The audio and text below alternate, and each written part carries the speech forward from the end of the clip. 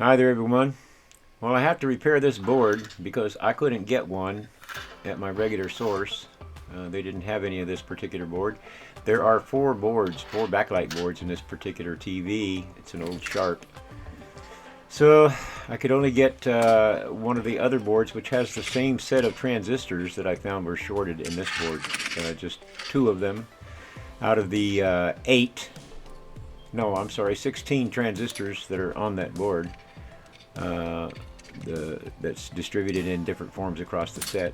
I had one just like it, except that this particular version I have used a different style of backlight boards. There are half a dozen different styles of boards they used in this particular 43 inch or 46 inch, whatever it is.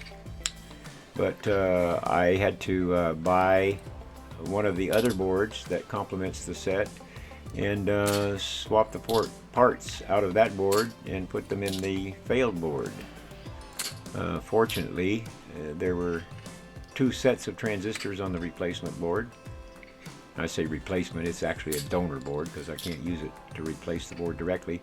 The modern way today, of course, is to replace the entire assembly with a few hundred parts that haven't all failed. Only a couple of them maybe as in total have failed on the board that you replace, but well, we're in a disposable society, I guess.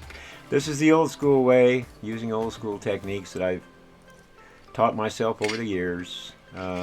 See, I noticed that those transistors were loose, not mounted tightly. When I got them out, they were floppy like that. So that right there is an indication of why this particular board failed. That's why you can't find any, because every one they built just about failed in the field because of that problem there. The tabs are not tied down tightly to the board, to the heat sink, and that produces more heat in the part, and of course it's going to fail early. Not that 13 years later was early by any means, but if it had been designed like we design our military hardware and our space hardware, it would still be going 100 years from now. But we don't do our consumer electronics that way. You see, this is 24 ohms, and at 160 volt supply, I'm assuming it's only 160 volts. It might be 320. I don't know. I didn't look to see how. I bent my test lead there, pressing on it so hard. I like needle tips on my test probes so I can make sure I'm through any oxidation. Here, this transistor actually checks only 14 ohms from the source to drain, and that's a pretty heavy load for a 320 or 160 volt power supply. Even a even a 50 volt power supply would have trouble. But I always test the new parts, the donor parts that I'm going to replace. This is my donor board that I got, and you see I'm up in the megohms. Looks to me like it's up in the megohms on this transistor here, the one in the donor board. Same with this one, wide open. Just totally wide open like it should be. So that tells me those parts are good. There's some impedance from the drain. I think it was a drain, from the drain to the gate, but that's okay. That's circuit impedance. Now, another thing I do whenever I've taken the parts out of a board and I suspect the parts, of course I've tested the parts to make sure they were defective. Then I also test where the parts came from to make sure I now am free of the short that I had before. And this board passes. I don't have any shorts. It's up in the megohms, wide open, just like the good board. And same little bit of impedance between source and drain. That shows that it's just circuit impedance. Got to have something to tie the drain. Between the gate and drain. Got to have something to tie the gate down so it doesn't trigger the thing. They're high impedance input devices, so you got to limit the amount of voltage that you stick to the gate.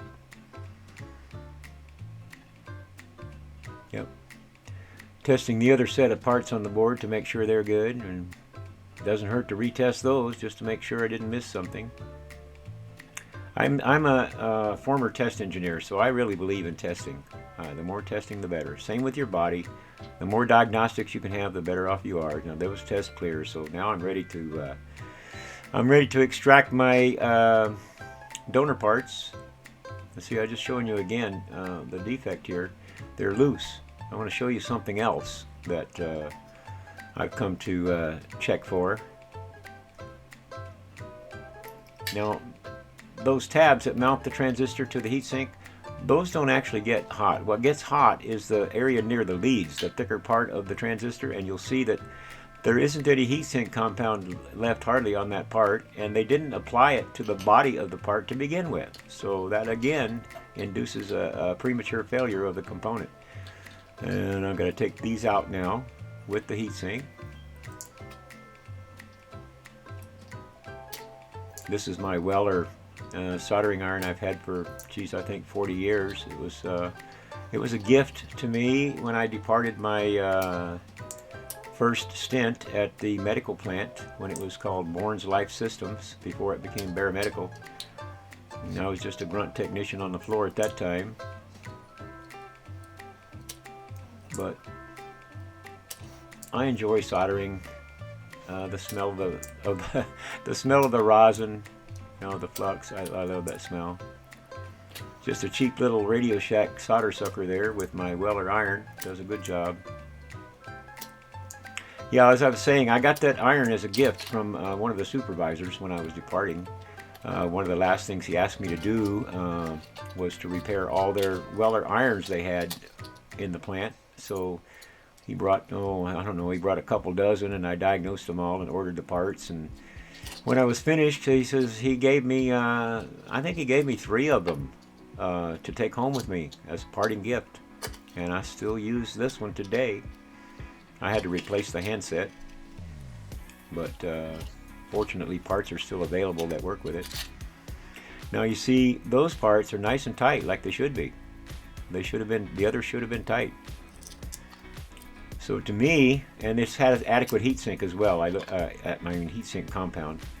I marked the bad areas so I don't make the mistake of putting my parts back in the donor board, which I do sometimes by mistake. Of course, this one, you know, the parts are in a different area, so it shouldn't be a problem. Making sure it all fits. Now, when I took that thing out, because I had to heat the tab to pull it out separately from the evacuated pad, I had to take out the excess solder so it fit through the hole.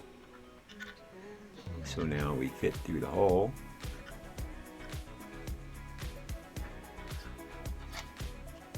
Yep, nice and snug, down tight. Now I always solder the heatsink tabs first so that I don't dislodge the components or bend the leads. If I solder them first, then solder the heatsink, I could disturb the solder that I just did and put stress on the joint, which I don't want to do. So I solder the tabs on the heatsink first, then I solder the component leads. It's just a habit that I have.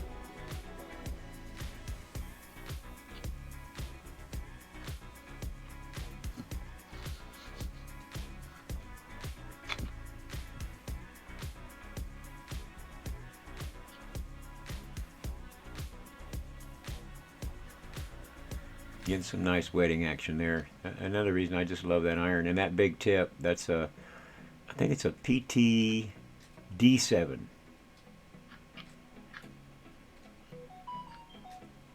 I forget their nomenclature, their method for naming the tips, but I know it's a 700-degree tip, and it's nice and bulky, which I need for this kind of work. Got to have a lot of mass in the iron to do this kind of stuff. I go back and redo them just to make sure that I got an adequate wetting there on the component lead, and making sure I don't solder over those surface mount devices there.